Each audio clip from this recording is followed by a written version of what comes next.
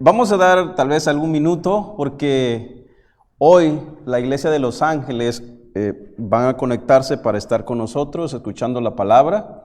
Es que los hermanos nos avisan cuando ellos estén conectados para arrancar. Le recordamos, hermanos, como decía nuestro hermano Alex, que la conferencia con el pastor Javier Domínguez ya tiene título. Se me olvidó darle al hermano el título y los temas para esta conferencia. Así que el título de la conferencia es Un Dios, una iglesia. Un Dios, una iglesia.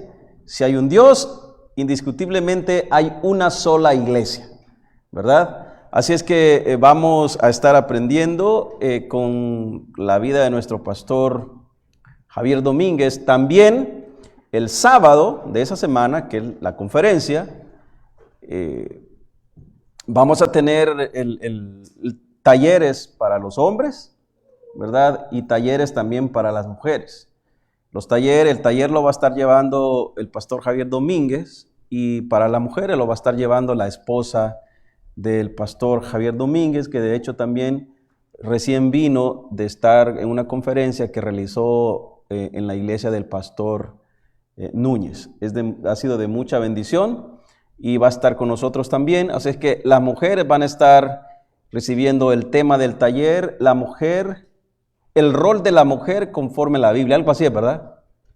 Y también el de los hombres, el rol del hombre conforme a la Biblia. Así es que algo así. El domingo les voy a dar más detalles con la papeleta que tenemos escrito. ¿Estamos listos? ¿Dónde están los hermanos? ¿Estamos listos? Muy bien, amada iglesia, empezamos entonces. ¿Por qué no damos un fuerte aplauso y le damos un saludo caluroso a la iglesia de Los Ángeles? ¿Nos están escuchando? Dios les bendiga a todos. Qué bueno es que puedan estar conectados hoy con nosotros. Es para escuchar palabra de Dios. Saludos les mandamos desde aquí de Nueva York, Long Island. Saludos al pastor Héctor, que ha estado operado ya por varios días y está en recuperación, que es por la razón que ellos están conectados con nosotros hoy, porque el pastor todavía no puede estar con ellos. Así que, pero creemos que su recuperación será pronto y que pronto va a estar de regreso con ellos. Así que, mis amables hermanos, busque con nosotros en el Evangelio de Juan, capítulo 19, versículos del 31 hasta el 37. El Evangelio de Juan, capítulo 19, de los versículos 31 hasta el 37. Para los hermanos de allá de Los Ángeles, estamos estudiando el Evangelio de Juan, que de hecho ya vamos bastante avanzado. Hemos cruzado la parte más sublime, la parte más triste, la parte más horrorosa para Jesús, ¿verdad? Que fue de mucho beneficio para nosotros. Y hoy estamos específicamente en el día viernes, donde Jesús está crucificado y también ya a punto de morir. Bueno, ya ha muerto. Versículos del 31 hasta el 37. ¿Lo tenemos todos? Vamos a leerlo, vamos a leer la palabra de Dios así como está escrito. Dice así: Entonces los judíos, por cuanto era la preparación de la Pascua, a fin de que los cuerpos no quedaran en la cruz en el día de reposo, pues aquel día de reposo era de gran solemnidad, rogaron a Pilato que se le quebrasen las piernas y fuesen quitados de allí. Vinieron pues los soldados y quebraron las piernas al primero y asimismo al otro que había sido crucificado con él. Mas cuando llegaron a Jesús, como le vieron ya muerto, no le quebraron las piernas. Pero uno de los soldados le abrió el costado con una lanza, y al instante salió sangre y agua.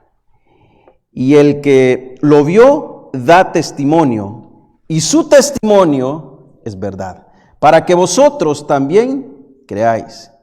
Porque estas cosas sucedieron para que se cumpliese la Escritura. No será quebrado hueso suyo. Y también otra Escritura dice, mirarán al que traspasaron. Al amantísimo buen Padre Celestial, gracias te damos por la oportunidad que nos das de poder estar aquí en tu casa hoy. Señor, bendito eres tú. Bendito eres, Señor Todopoderoso, que hoy nos trajiste a este lugar. También, Dios mío, gracias por la iglesia de Los Ángeles. Gracias, Cristo Jesús, por sus vidas, por la vida de su pastor Héctor, por cada uno de los hermanos que hoy están con nosotros, conectados, escuchando tu palabra. Señor, gracias por cada uno de ellos. Y así sucesivamente aquellas familias que no pudieron llegar a tu casa hoy, tú conoces, tú sabes el porqué, pero que de una u otra forma están escuchándonos. Llega hasta los corazones y que sean edificados. Y que al terminar este momento, cuando salgan de este lugar, no salgan siendo solamente oidores, sino que también siendo hacedores de tu palabra. En el nombre de Cristo Jesús oramos. Amén y amén. ¿Pueden tomar asiento, iglesia?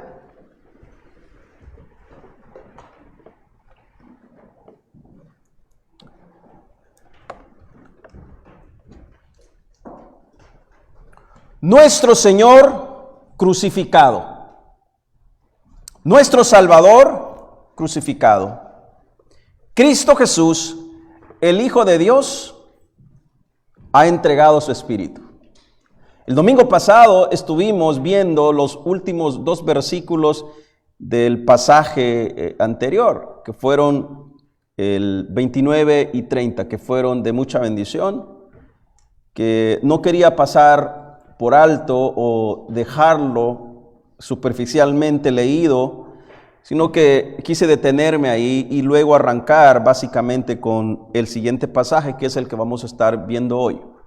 Mis amables hermanos, estamos en un pasaje bíblico donde aquí específicamente estamos el día viernes, donde el pueblo de Israel preparaba las cosas, preparaba los utensilios, preparaban lo que iban a utilizar para algo llamado Pesaj. Más tarde, en el inglés conocido como Passover. Luego, en el habla hispana, conocido como la Pascua judía o como la Pascua hebrea.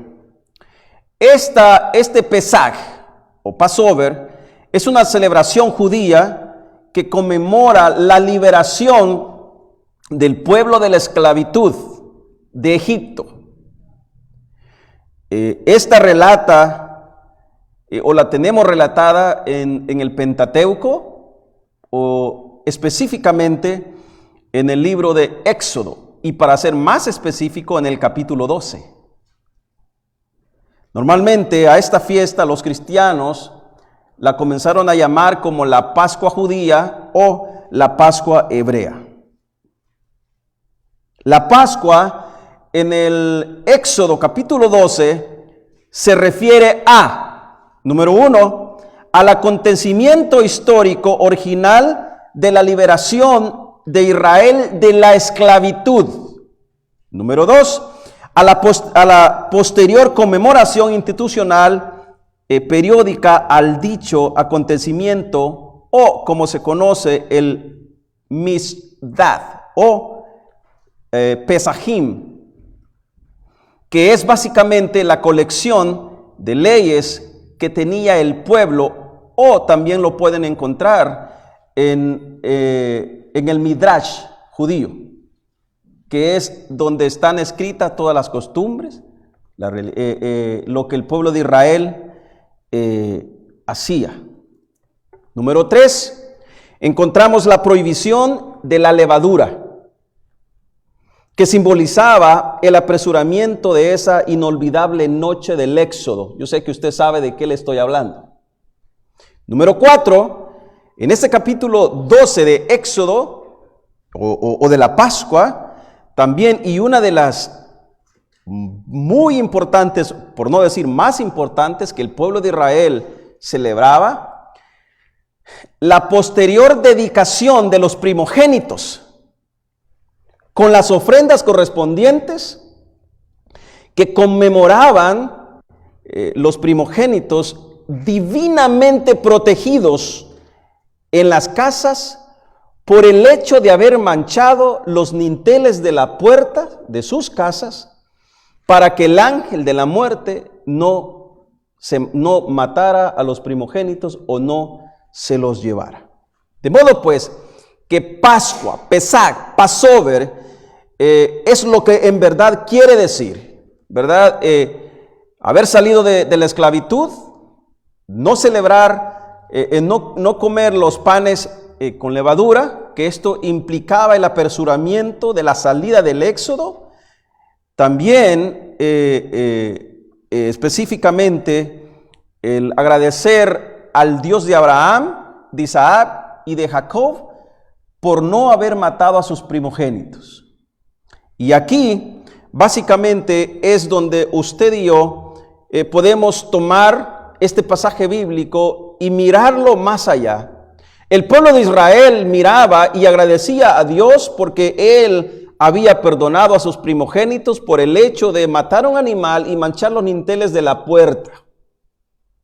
Pero Dios, en su bondad, en su misericordia, quiso no proteger a su único hijo unigénito, como lo había hecho con las iglesias, con las familias del pueblo de Israel, sino que Dios, siendo Cristo Jesús, el unigénito Hijo de Dios, perfecto, justo y verdadero, Él no pasó por alto a Cristo Jesús. Él no pasó por alto aquella noche de tiniebla. Él no pasó por alto a su Hijo, sino que lo entregó y lo exhibió públicamente para que se burlaran, para que se rieran, para que aguantara quebranto, para que lo escupieran. Lo exhibe públicamente, como nos dice Juan 3:16, que es un versículo que conocemos muy bien. En la familia de Israel están agradecidos porque Dios pasó por alto a sus hijos, pero Dios ha quebrantado a su único hijo, que lo puso en la cruz del Calvario. Y bueno, es lo que implica Passover. Es muy probable que Moisés haya adoptado algunas costumbres ceremoniales más antiguas que estas costumbres. Algunos dicen que pudo también haber sido los panes sin levadura, que era un festival agrícola, ¿verdad? Donde llevaban las primicias, las frutas, la comida, los granos. Y dentro de ellas tenemos la Pascua, que era una fiesta nómada pastoril. Los pastores celebraban esto. Cuando la destrucción del templo sucedió, fue un impacto terrible para el pueblo de Israel, porque ya no podían celebrar allí estas fiestas, sino que después que el templo fue destruido, estas fiestas pasaron a ser más bien fiestas familiares, fiestas en pequeños grupos, ¿verdad? Y entre familias lo hacían. El pueblo de Israel celebraban este día, viernes, o mejor dicho, preparaban el día viernes, todos los utensilios para el sábado, que es el día de reposo, que el sábado está conectado con la semana, ¿verdad? Que hoy conocemos como la Semana Santa, ¿verdad? Comienza el día sábado. Aquí tenemos un hecho grandiosamente maravilloso, porque tenemos a Cristo Jesús que fue agarrado, que fue capturado el día jueves, ¿verdad? El día jueves Cristo Jesús fue capturado y fue sentenciado durante la madrugada del día viernes, y en la mañana Cristo Jesús fue llevado, anduvo de lugar en lugar, como lo hemos visto estos domingos anteriores, a terminar al lugar donde estaba Pilato. En la casa de Pilato, Pilato salió 6 veces a decirle al pueblo que él no hallaba culpabilidad alguna y que por ende no era alguien culpable. El pueblo judío el pueblo judío que había gritado a gran voz una semana antes, cuando en la entrada triunfal, ¿se acuerdan de Jesús? Había gritado, Hosana, Hosana al Altísimo.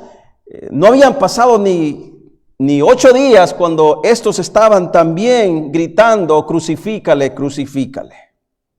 Bueno, estos que estaban con Jesús, que lo crucificaron, que lo odiaban, estos estaban pretendiendo tener una fe moral, que no querían contaminarse, que querían respetar, según ellos, al Dios de Abraham, al Dios de Isaac y al Dios de Jacob, que es específicamente cuando ellos se refieren al Dios soberano.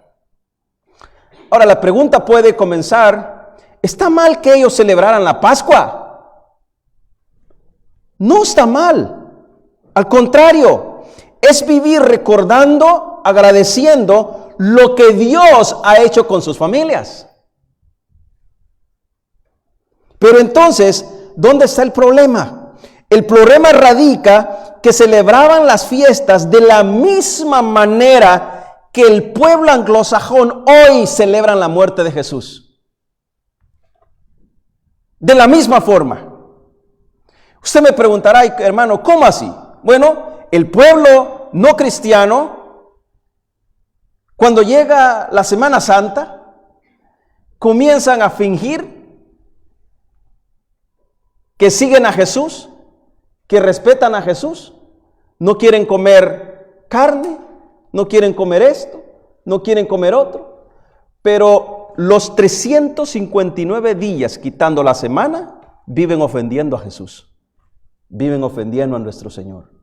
Bueno, es la misma forma en que el pueblo de Israel vivía. Querían solemnidad o hacía solemnidad el día de reposo y preparaban para la Pascua solemnemente lo que debían preparar, pero estaban asesinando a Cristo Jesús ese día que iban a preparar las cosas para celebrar el día sábado. En la misma forma, la misma manera. Como dije, el problema radica que celebraban estas fiestas de la misma manera que el mundo hoy celebra la muerte de Jesús. Y la muerte de Jesús no tiene tanto impacto en el mundo como lo tiene en la iglesia. La muerte de Cristo Jesús, mis amables hermanos, en nosotros es la razón por la cual usted y yo vivimos. Es la razón por la cual usted y yo somos salvos. Porque Cristo Jesús se atribuyó Él la muerte, el castigo, el dolor, las burlas, para darnos vida. Y una vida en abundancia, nos dice el Evangelio de Juan. Bueno, entonces, aunque el mundo celebre a Cristo Jesús crucificado como los judíos celebran la Pascua, no tendrá ningún impacto, no tendrá tanto valor como la muerte lo es para los hijos de Dios, la muerte de Cristo Jesús. ¿Qué quiero decir con esto? Como dije, viven los 359 días ofendiendo a Jesús, a quienes y quieren vivir una vida moralmente durante esos días, inclusive no van más allá de honrar a Jesús, porque inclusive esa semana que recuerdan viven también ofendiendo a Cristo Jesús. Pero cuando se trata de vivir una vida de santidad, no lo hacen. No lo hacen. Ni en la misma Semana Santa, como ellos le llaman, le respetan. Este pueblo de Israel, teniendo a Jesús, el Hijo de Dios, el Mesías, que ellos, muchos hasta el día de hoy todavía esperan, no le amaron, no le recibieron, no le respetaron, al contrario, lo crucificaron. Lo crucificaron. Teniendo al Hijo de Dios, tampoco lo respetaron, tampoco obedecieron sus mandamientos, lo mataron. Y bueno, aquí estamos hoy en el versículo 31, que es viernes para entrar sábado. El día de reposo era de gran solemnidad para este pueblo. El sábado conectaba con la fiesta de la Pascua. Y Jesús estaba crucificado el viernes. Dicen los historiadores que la víctima que era crucificada, y en este caso tenemos ¿a cuántos, iglesias? A 3, ¿verdad? El día viernes, a punto de entrar el día sábado de reposo. Entonces los historiadores dicen que muchas de las víctimas duraban hasta 3 días crucificados, con sufrimiento, con dolor. Sus arterias estaban ya vulnerables, porque en el caso de Jesús lo habían azotado, y explicamos unos domingos atrás que el azote que utilizaron con Jesús tenía púas que rompían su piel, que traspasaban sus arterias. Entonces Jesús estaba ya debilitado, Jesús estaba ya sin fuerzas, y para mayor caso, cuando los soldados se acercaban y miraban a la víctima que todavía estaba vivo, dicen los historiadores que ponían una hoguera al pie de la cruz para que el humo que saliera de esa hoguera fatigara mucho más al que estaba crucificado, porque duraba un máximo de 3 días. Y eso era la preocupación específica que tenían los judíos, los principales judíos, los principales, los del Sanedrín, los sacerdotes, los fariseos, los escribas, tenían una preocupación porque específicamente estaba terminando el viernes y empezaba el sábado, que era de gran solemnidad. Y entonces ellos no querían tener los cuerpos ahí, querían que los enterraran, querían salir ya de eso. Querían salir del horrendo pecado, abominación que habían hecho, pero querían entrar en solemnidad el día sábado. Querían presentarse, querían presentar ofrendas el día sábado para que Dios los perdonara, para que Dios apaciguara su ira sobre ellos. Repito algo que siempre hemos dicho aquí.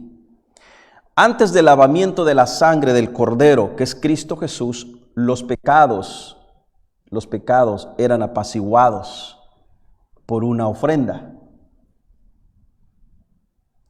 Como siempre decimos, es como las personas eran salvos o perdonados como al crédito, ¿verdad?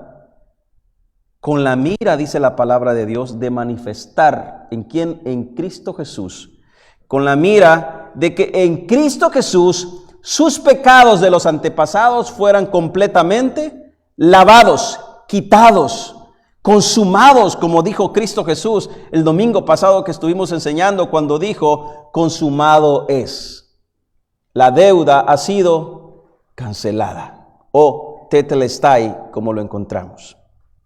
Bueno, es básicamente el pasaje en el que estamos en el día de reposo, el día viernes, antes de empezar el día reposo. Bueno, todo esto, lo que ocurrió, amada iglesia, todo ocurrió para que se cumpliese las sagradas escrituras, y todo se cumplió así como estaba escrito, desde el principio hasta el fin. Encontramos en el versículo del 31 al 33 que estos hombres están sumamente preocupados. Esta es la preocupación de ellos, del versículo 31 al 33. Pero esto no es más que el cumplimiento perfecto de que dijo, o mejor dicho, repitió el salmista allá en el Salmo 34, 20.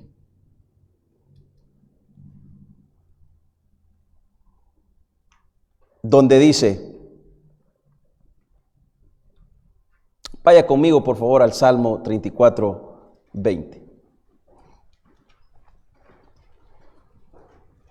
Quiero que usted lo busque en las Sagradas Escrituras.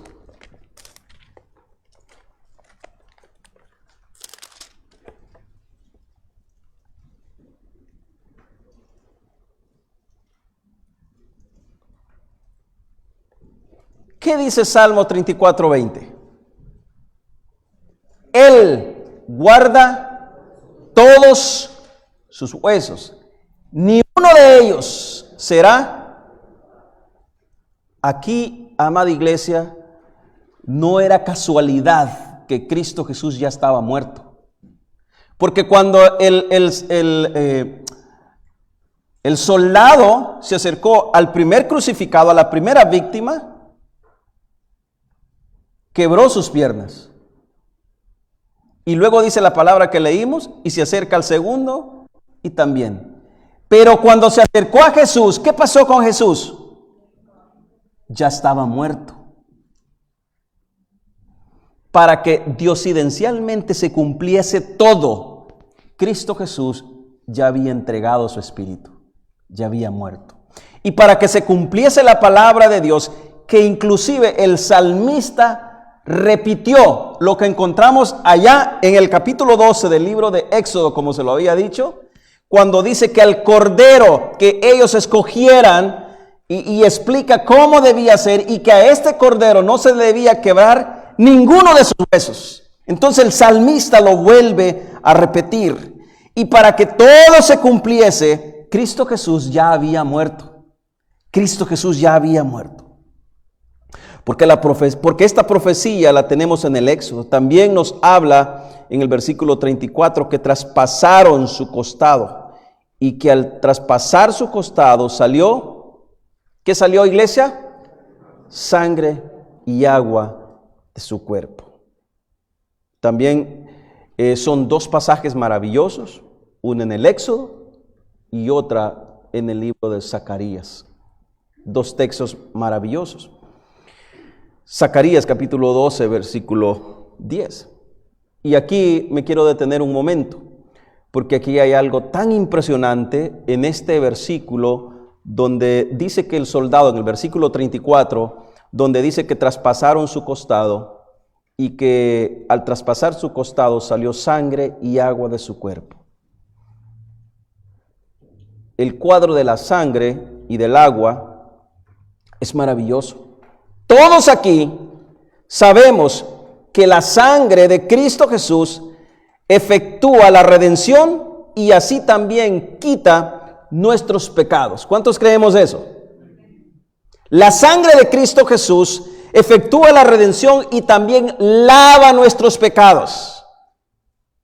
Como también el pueblo de Israel había sido perdonado sus primogénitos por un cordero o por un animal que había sido sacrificado y manchada las puertas. De igual forma, la sangre de Cristo Jesús nos ha limpiado de todo pecado. Mire lo que dice Juan 1:29. También compra básicamente a la iglesia. El libro que nosotros estamos leyendo efectúa este lavamiento de pecados. También compra la sangre, porque es para redención. También nos habla Hebreos capítulo 9, versículo 22, que dice, y casi todo es purificado según la ley, con sangre. Y sin derramamiento de sangre no se hace. ¿De qué? De pecados. De pecados. Lo que sucede aquí es que ninguna gota de sangre quedó en el cuerpo de nuestro Señor y Salvador Jesucristo. Ninguna gota de sangre guardó Él en su cuerpo para que su sangre lavara por completo todos nuestros pecados. Todos nuestros pecados. Él fue desangrado, como nos habla el libro de Isaías capítulo 53. Como cordero fue llevado al matadero, inmolado, enmudeció y no dijo nada. Su sangre nos ha lavado de todos nuestros pecados. De igual forma, también el agua representa vida aquí e imparte vida. Primero, tenemos que cuando el soldado traspasa el costado de nuestro Señor, sale sangre y agua. Si el agua imparte vida, Esto implica que aquellos, nosotros, a los que Cristo Jesús limpió con su sangre, también por medio del agua de vida terminó con la muerte en la cruz del Calvario. ¿Sabe por qué? El apóstol Pablo lo describe maravillosamente de esta forma.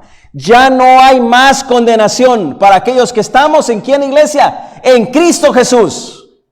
No hay más condenación porque su sangre nos ha lavado de pecados y su agua nos ha dado vida y una vida eterna, una vida abundante. Yo soy el agua de vida y el que bebe de mí, de esa agua, ¿qué le dijo a la mujer? No tendrá sed jamás. Qué bueno es el Señor. Qué bueno es el Señor que hemos sido lavados con su sangre, pero a la vez nos ha dado vida eterna. No solamente lavamiento de pecados, sino que nos dio vida eterna a través de su misma vida, su misma agua. Le dijo a la mujer samaritana, yo soy el agua de vida, ¿verdad? Yo soy el agua de vida. Entonces, siendo él el Cordero de Dios que quita el pecado del mundo, también es el agua de vida que nos da vida eterna.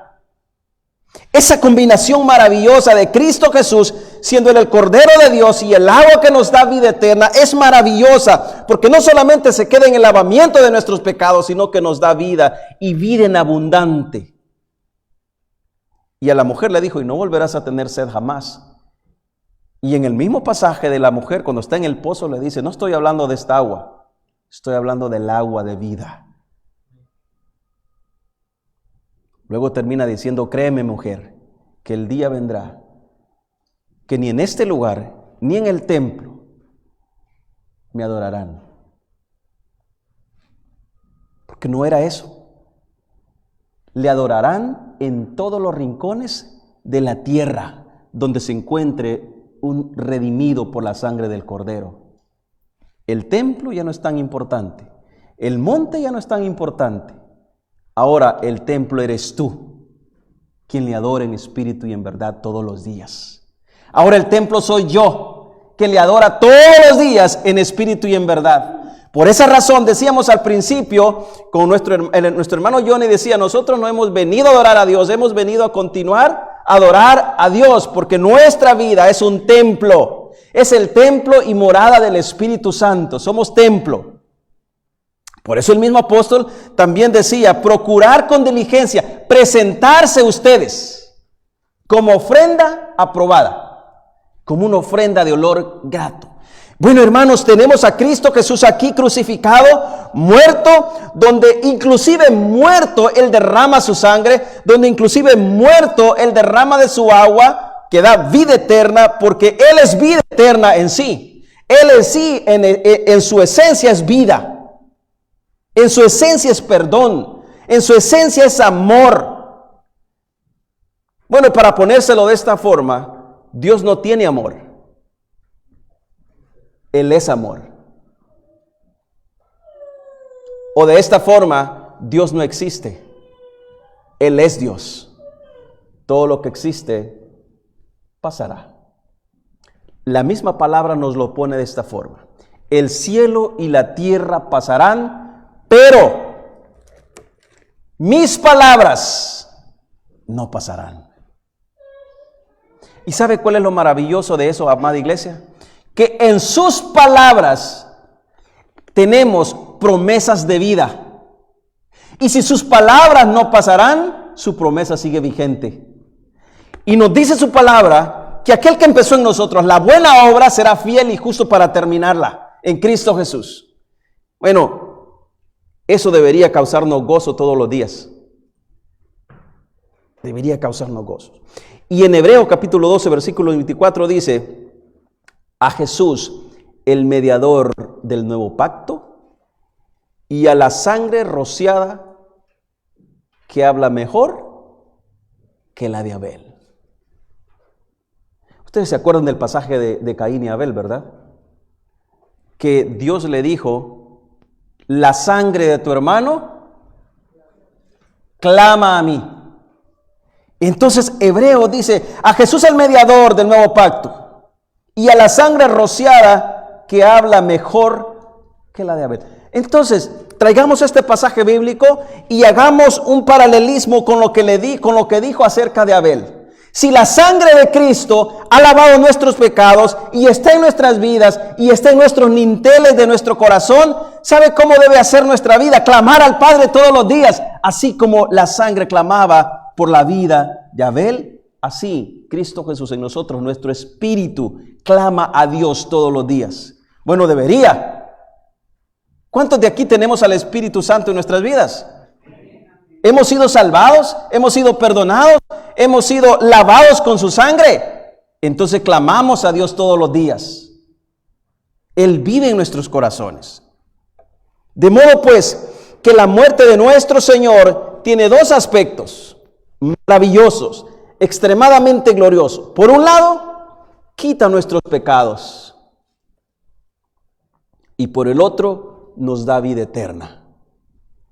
La muerte de nuestro Señor tiene muchos derivados maravillosos a nuestro favor. También la muerte de nuestro Señor implica que así como Cristo Jesús murió, de igual forma un día nosotros moriremos, pero que así como Él resucitó, también resucitaremos juntamente con Él.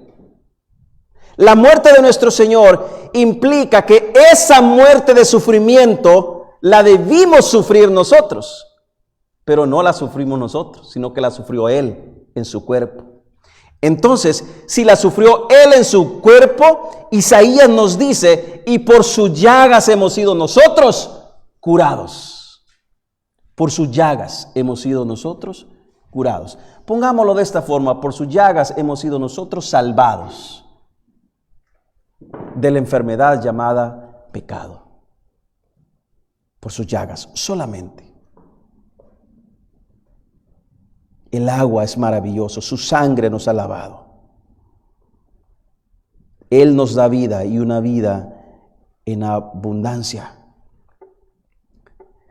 La muerte de Cristo Jesús, mis amables hermanos, es el acto más glorioso de Dios.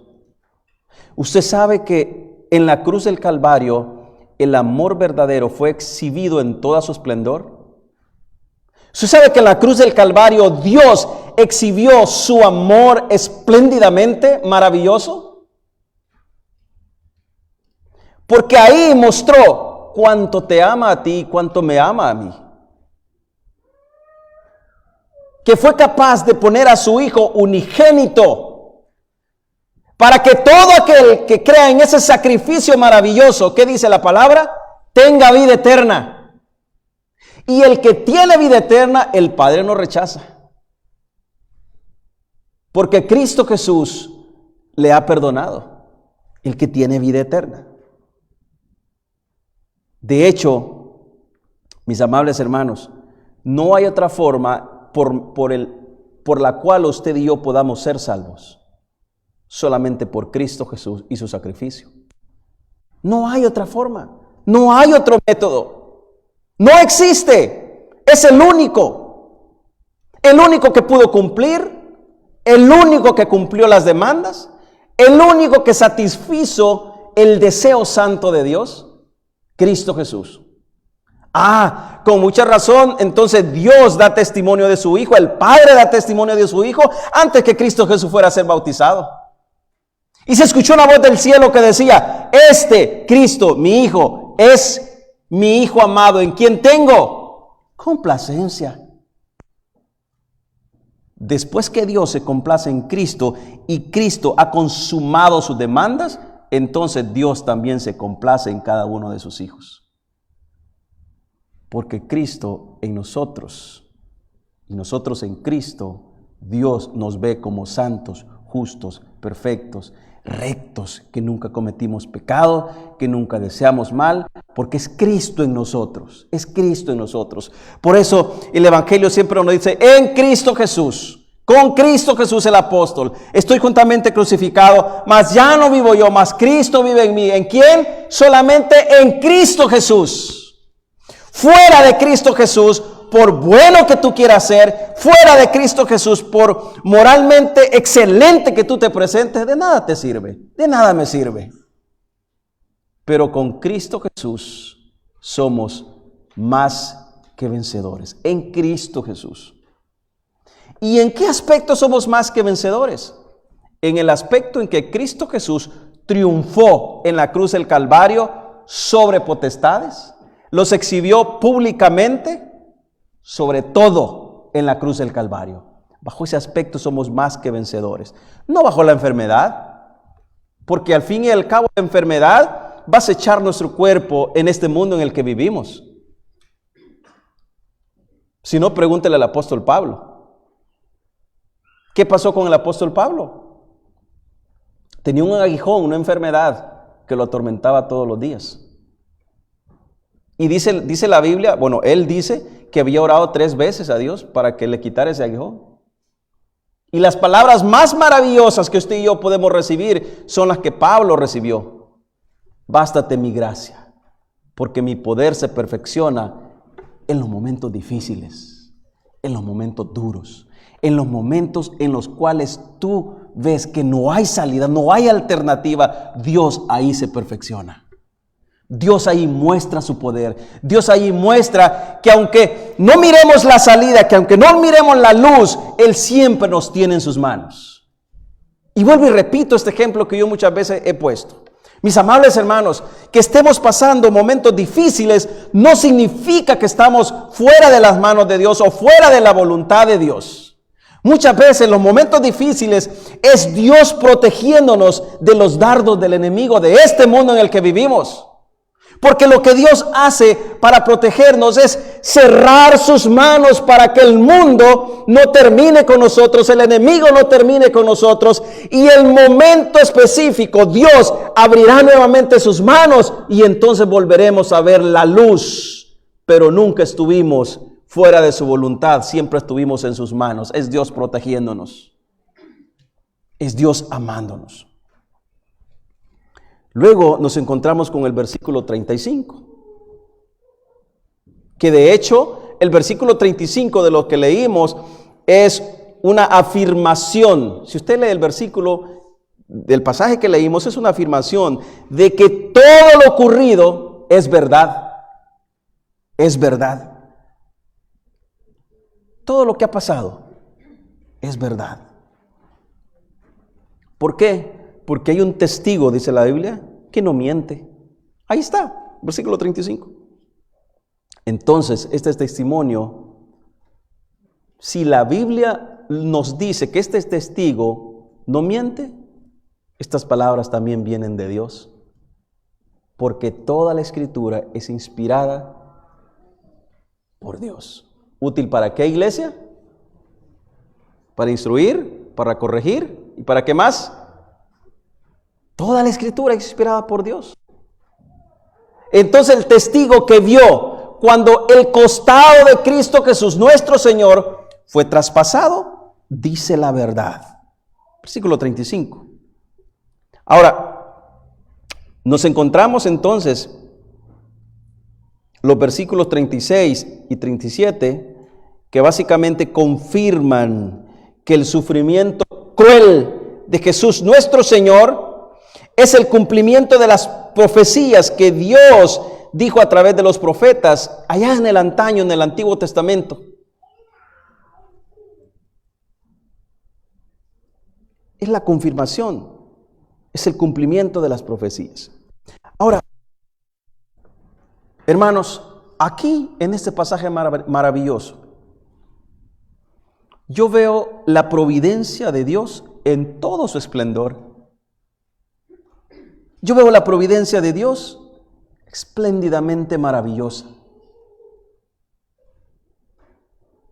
Yo puedo decir hoy aquí, oh, cuán inescrutable es la providencia de Dios, que en su soberana voluntad y poder usó a un hombre para cumplir su propósito de su muerte, de la muerte de Cristo Jesús en la cruz del Calvario.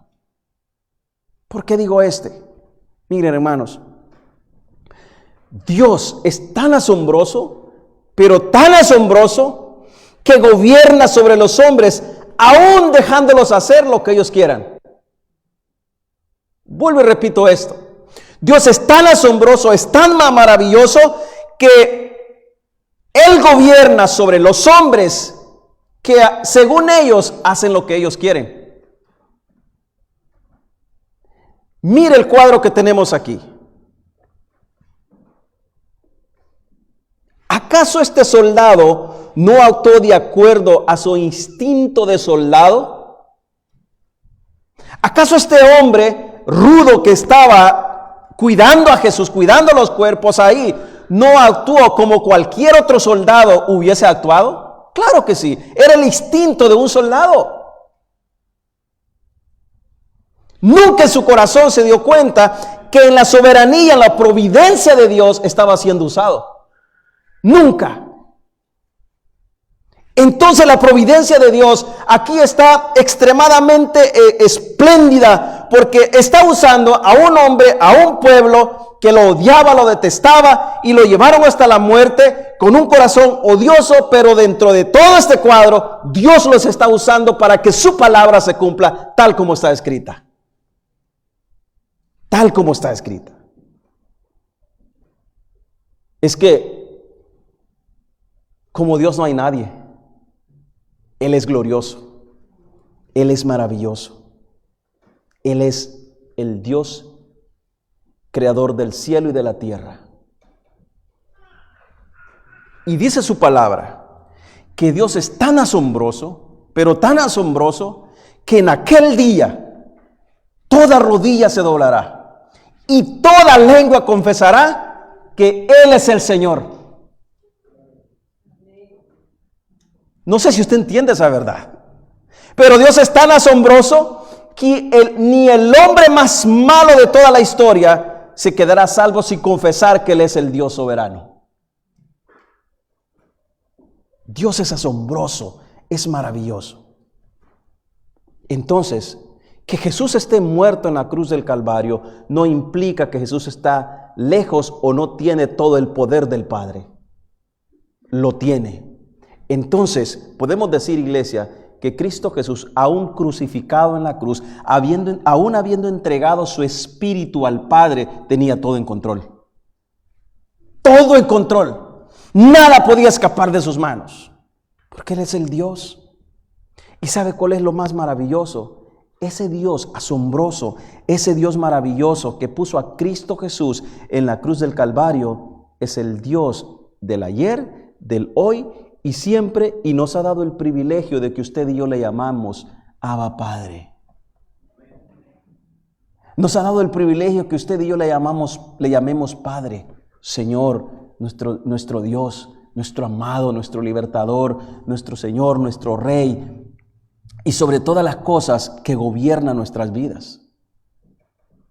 Que gobiernan nuestras vidas. Dios es más asombroso de lo que nos podamos imaginar. Él tiene el control de sus hijos. Es más glorioso de lo que nos podamos imaginar. Por esa razón, Pablo dice, parafraseando lo que él dijo, que todas las cosas a los hijos de Dios les ayudan a bien. Todas las cosas.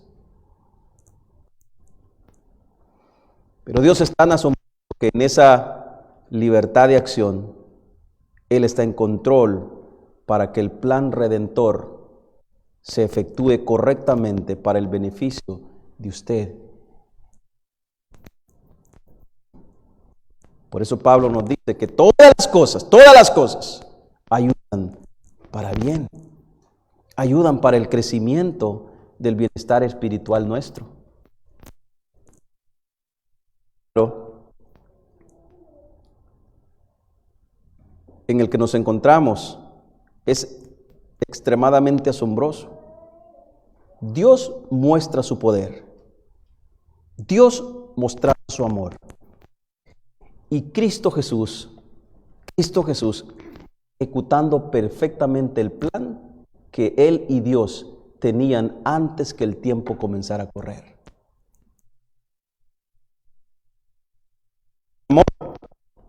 Dios se exhibe en poder y su Hijo Cristo Jesús ejecuta ese plan maravilloso. Una vez Dios exhibe su poder y Cristo Jesús ejecuta su plan, entra la tercera persona de la divinidad a morar en nosotros y a conectarnos todos los días con Él. Nunca estuvimos lejos de su voluntad, nunca estuvimos lejos de su plan. Su plan perfecto y maravilloso era que usted y yo hoy estuviéramos aquí exaltando, glorificando su dulce y bendito nombre. ¿Por qué no le regala una ofrenda de aplausos al Señor? Él es maravilloso. Para ir terminando, ¿puedes ver cómo Dios trabaja? Que incluso después de su muerte, los hombres actuaron de forma inescrúpula con Él, pero también era el plan soberano de Dios. Porque es como la Biblia nos habla que ocurriría. No hay otra forma de ser salvos. No hay otra manera en que nuestros pecados puedan ser perdonados. El precio de nuestra salvación tenía que ser ejecutado tal como fue ejecutado en la cruz del Calvario. No había otra forma. Que Abraham e Isaac no era un sacrificio perfecto. Que los sacrificios que efectuaban allá en el templo no eran sacrificios perfectos. Al contrario, una vez Cristo Jesús fue el Cordero inmolado, el Cordero Pascual, el Cordero que quita los pecados del mundo, dice su palabra: no quiero más sacrificio, mas lo que quiero es obediencia. Y en el Evangelio de Juan encontramos un pasaje maravilloso que nos dice: y todas estas cosas quedaron escritas para que cuando ustedes vean, cuando ustedes lean y crean que Cristo Jesús es el Hijo de Dios, tengan vida eterna.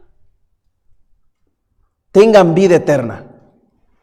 Qué maravilloso. Miren, hermanos, aún después de su muerte hay gente traspasando su costado. Sí, claro.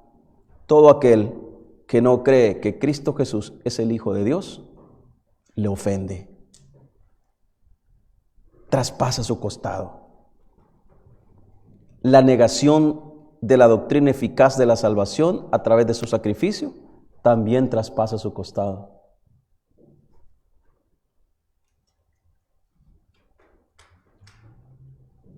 El creer que lo saben todo y que lo que Cristo Jesús hizo en la cruz del Calvario no es suficiente, también traspasa su costado.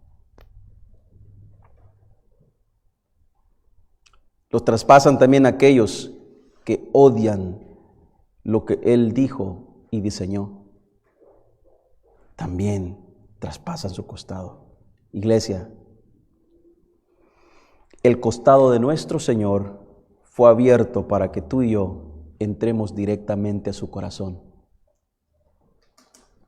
pero sin antes ser lavados con su sangre, pero sin antes darnos desagua que calma nuestra sed para siempre,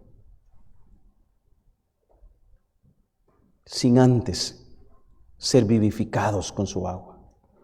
Su herida fue tan grande que inclusive Tomás pudo meter su mano en su costado.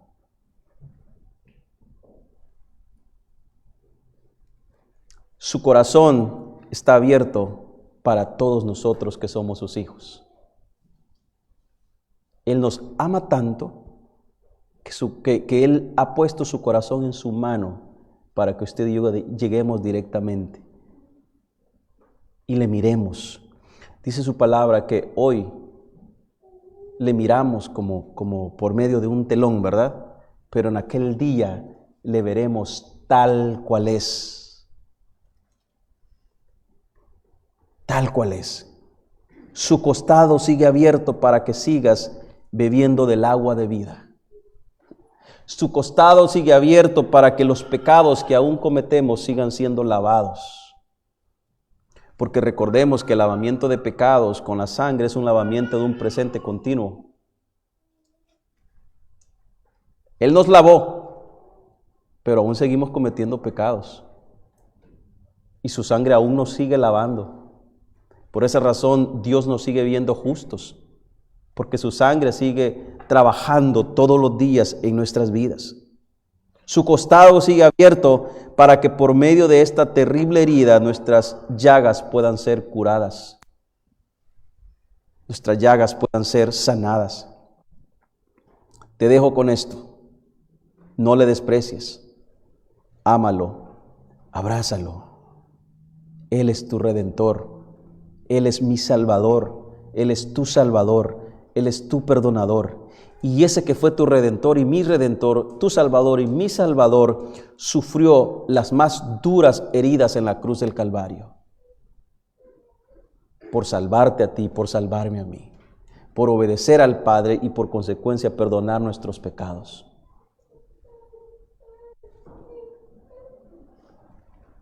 No le niegues entristeciendo su espíritu.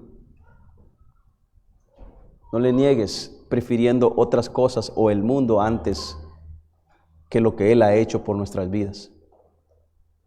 Vuelvo y repito, ámalo con todo tu corazón, ámalo con todas tus fuerzas, ámalo con toda tu alma, con toda tu mente. Porque a tales adoradores Él anda buscando que le adoren en espíritu y en verdad. Denle un fuerte aplauso al Señor.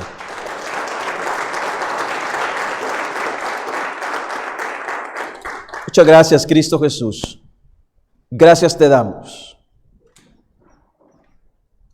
por este maravilloso privilegio que nos das. Qué bueno es amarte. Qué bueno es que nos hayas amado tú primero. Gracias por morir en la cruz. Gracias por darnos vida. Gracias por amarnos tal como éramos. Señor, aquí estamos, creyendo en ti, amándote. Gracias por haber perdonado nuestros pecados,